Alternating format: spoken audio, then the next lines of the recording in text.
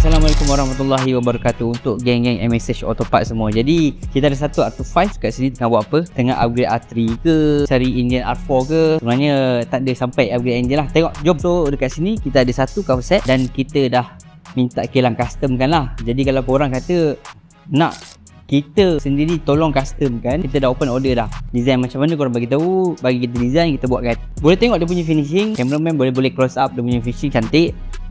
Dan yang paling penting lah, point dia adalah harga. So dapat harga bawah sikit dari market. Kita ada projek sikit untuk R25 ni. Sebab kita nak cantikkan dengan racing suit ni. Nampak? Warna hijau sikit, warna tema MSA sikit. Dan untuk pengetahuan korang lah, ini kita punya rider. Dia akan masuk MSBK kategori 250. Ini kita nak buat untuk Adam lah. Motor ni kita akan mengganti AIS eliminator untuk motor ni. Saya sangat annoying dengan dia punya bunyi letak-letak. Untuk yang belum tahu, AIS Eliminator Tune Boss. Okey, jom kita lepas kat Syarif. Assalamualaikum, selamat datang ke MSH Autopart. Saya nak sambung video Syam yang dia explain tadi.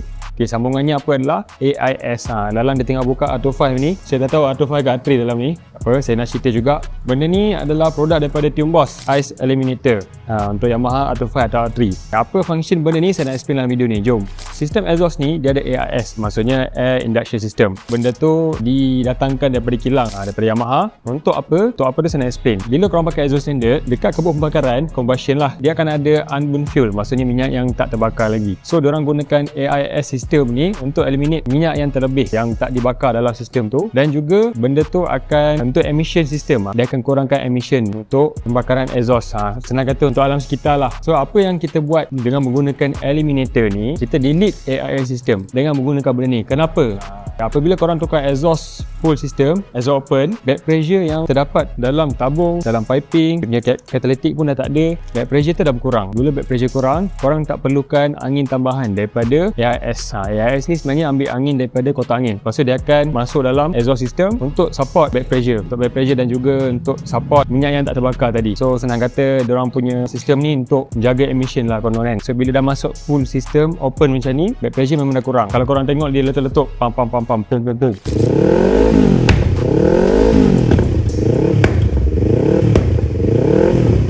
letup tu sebab apa? Sebab benda ni lah AIS. Dia masih memberikan assist angin kepada exhaust open. Exhaust open ni sebenarnya tak perlu pun assist daripada AIS ni. So bila tutup, direct apa yang tuner tune, itulah angin yang akan digunakan oleh exhaust. So bila korang tak buang AIS, bila korang tak pakai benda ni, memang akan letup motor korang. Pom. Kita pun belik. Dah tune dah ni, dah dyno dah ni. Tuner problem ke apa kan? Sebenarnya tak. Tuner tu perfect je. Masalah dia dekat induction system ni saja. Okay? So bila korang tutup, settle lah masalah terletup. Kalau korang ada soalan, tinggalkan di ruangan komen di bawah. Nak yang lebih detail, boleh WhatsApp kami. Okay? Jumpa di next video. Assalamualaikum.